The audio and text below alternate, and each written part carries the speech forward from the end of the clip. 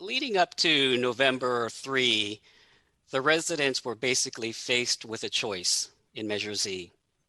A yes on Measure Z meant an abandonment of the status quo regulating residential development in Alameda.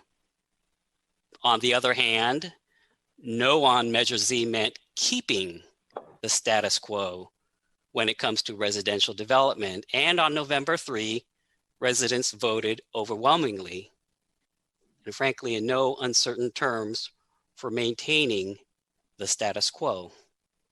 At the heart of the status quo governing residential development is Alameda's growth control tool of Article 26 of the city charter, which was adopted in 1973, modified in 1991, and reaffirmed in the year 2020. At the heart of the status quo is also two workarounds that allow, in limited circumstances, the types of multifamily housing supposedly not allowed by Article 26. These two workarounds, as we've discussed tonight, are the density bonus law, which we have on our books, and the multifamily housing law, overlay law, which we also have on our local books. Since 2012, we have, in limited, targeted, and very strategic areas, built multifamily housing, basically apartments and condos, using the density bonus law and the multifamily housing overlay law. All of us on city council here have in one way or another supported these housings since 2012, even if they are counter to Article 26.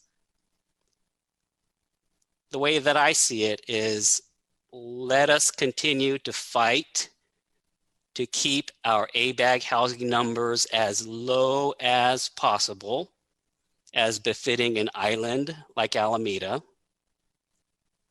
But let us also build respecting the status quo of Article 26 growth control and a limited, targeted, and strategic use of the density bonus law and the multifamily housing overlay law.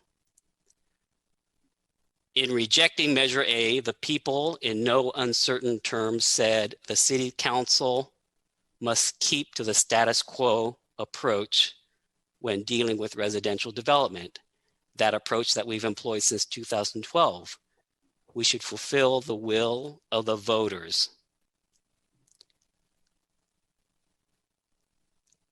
We should also work closely with the voters. We should take seriously the concerns raised by persons who were involved in the No on Z efforts, as well as those who voted for them. I have no doubt that if their concerns are not seriously taken, the housing element will probably be put to a vote of the people. We can do that. So people are concerned about a multifamily overlay on Harbor Bay Landing. Well, there's not going to be a multifamily overlay on Harbor Bay Landing. There's not going to be a multifamily overlay on the Harbor Bay sports facility. And there's not going to be, there might be a multifamily, there's not going to be a multifamily overlay on South Shore Center. Those areas just are not strategic, as they are not conducive to transit planning. So if we're gonna do multifamily overlay or density bonus in conjunction with Article 26, I think the people will definitely be looking for it to continue to be used in a limited, targeted, and strategic manner. If we have to bring the housing element to a vote of the people, well then you know, we'll cross that bridge if we have to.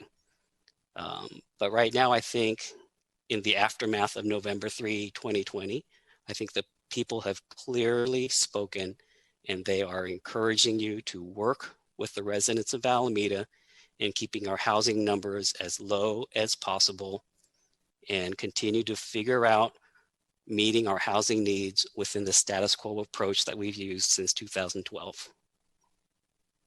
Thanks. Thank you.